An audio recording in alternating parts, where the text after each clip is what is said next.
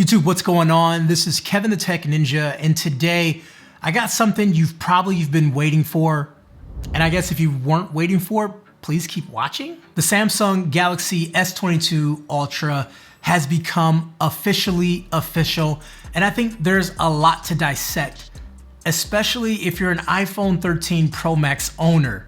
Maybe you're thinking about switching it up. Well, I'm Kevin the Tech Ninja, and let me give you some opinions. Let's get design and build quality out of the way because both of these phones are premium. The iPhone 13 Pro Max has a stainless steel frame with a ceramic shield front and matte glass back. And it looks like how a typical iPhone has looked in the past few years. The Galaxy S22 Ultra has a change in appearance compared to last year. It looks like a Galaxy Note and a Galaxy S had a baby, and this is what the phone looks like. And I actually kind of like it.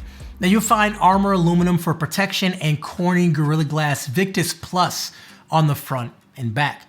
Now side by side, the S21 Ultra is just slightly taller, and both phones are similar in width, but the iPhone 13 Pro Max is thinner at 7.4 millimeter compared to the Ultra's 8.9 millimeter thickness. In my opinion, the extra thickness does help. It makes it a little bit comfortable for me when holding the phone, especially since it is curved on the back compared to the iPhone's squared off design. The S22 Ultra also accommodates for a bigger battery and the S Pen, which we'll talk about in a bit.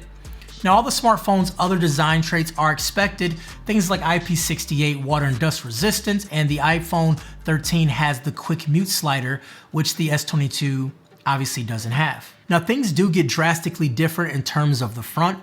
The iPhone has a 6.7-inch Super XDR 120Hz OLED display, and you also have a smaller notch than last year's phone, and that houses the 12-megapixel selfie camera. With the S22 Ultra, it's a 6.8-inch dynamic AMOLED 2X 120Hz OLED display, and it has kind of a curve on the edges, which doesn't get in the way at all. I think in terms of multimedia content, colors, and sharpness and overall picture, both look really good.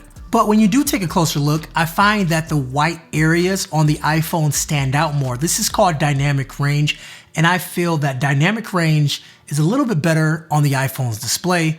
And yes, brightness is maxed out on both phones. In the past, I'd say that the fingerprint option is more convenient, but with iOS 15.4, you can use Face ID with the mask. And I do prefer Face ID better than a fingerprint scanner, and now I can use it with a mask. It's kind of back up there as the best option for me.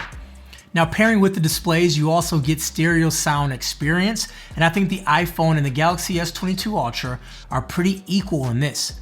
Have a listen for yourself and let me know what you think down below in the comments.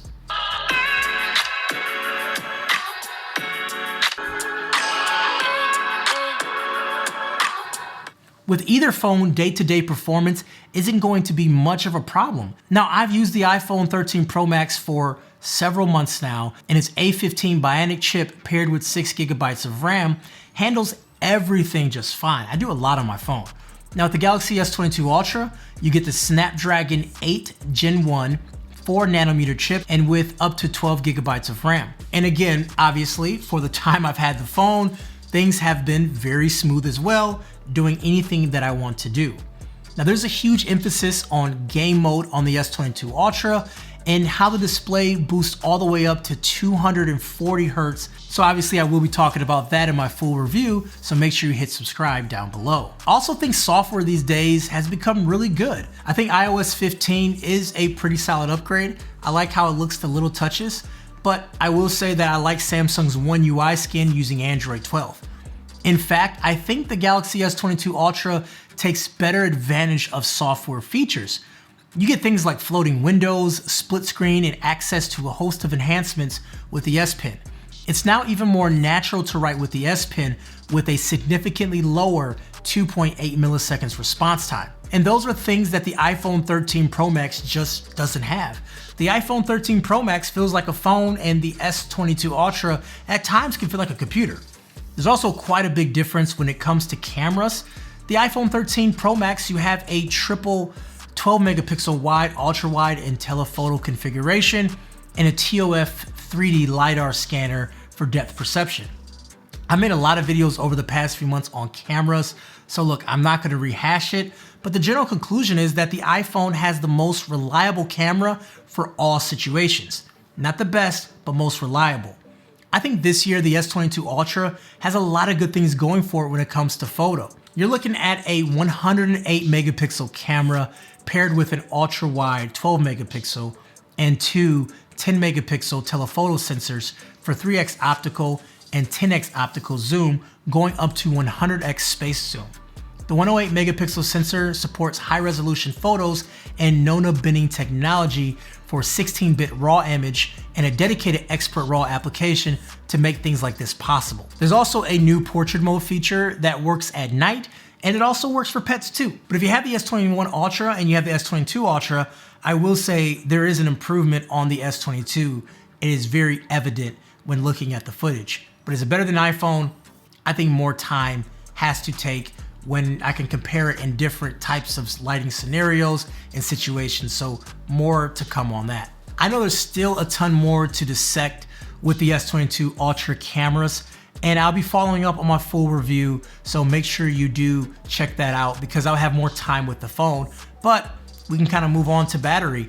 Now last year I didn't have trouble with the S21 Ultra, and it's the same this year. You have the same 5,000 milliamp battery in it with up to 45 watt charging for 50% in around 20 minutes. The iPhone 13 Pro Max gives you a 4352 cell, up to 27 watt charging and up to 50% in 30 minutes.